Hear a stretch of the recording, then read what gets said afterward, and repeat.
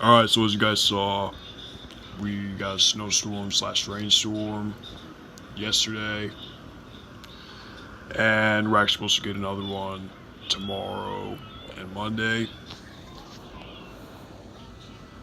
and probably gonna make a video about that. We might have another delayed opening like we did on Friday.